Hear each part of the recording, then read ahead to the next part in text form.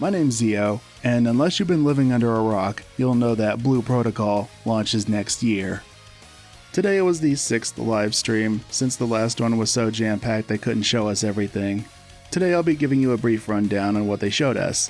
For starters, the game launches on PC and consoles in Japan and the West.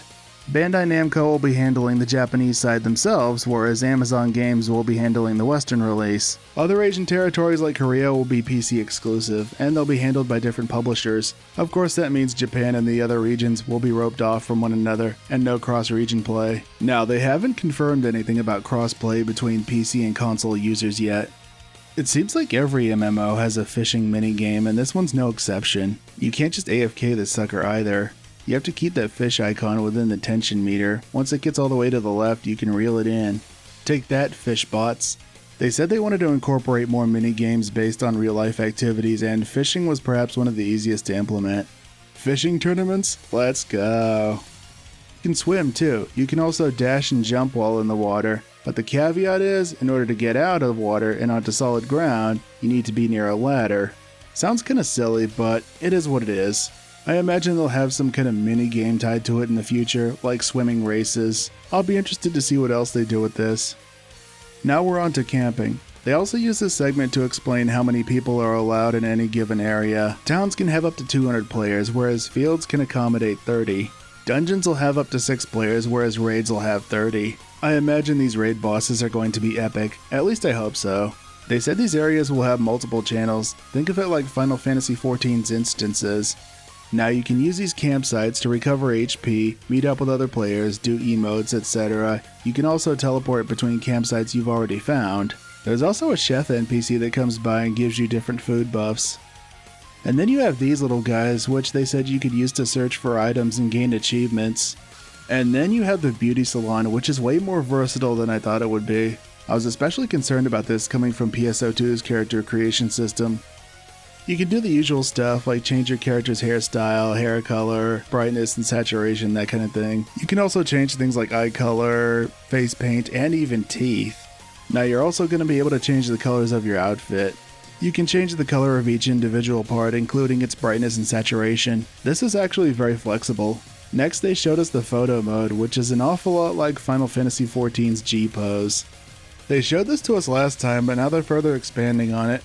You can do things like change the camera angle and position, also change poses of nearby players. Just about as versatile as FF14's system. They told us a little about teams, or guilds if you prefer.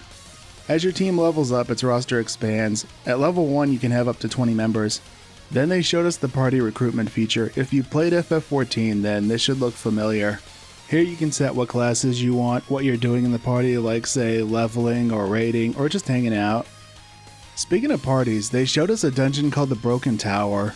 Each floor is going to have its own objective, with a rest floor every 5th floor. If you ever played Final Fantasy XI, there was a dungeon there called Nizal Isle that worked in a similar fashion. But those were all random from a pool of possible objectives, but I'm not sure if that's the case here. They also said this quest will have a death limit.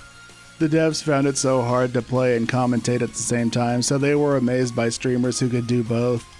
They said the game was going to be free to play and feature a season pass. Now these season passes will last around 60 days. There's also a premium currency called Rose Orbs that you purchase for real world money. You spend those orbs in a shop called the Regnus Store. That lets you buy things like weapon skins, accessories, mounts, boost items.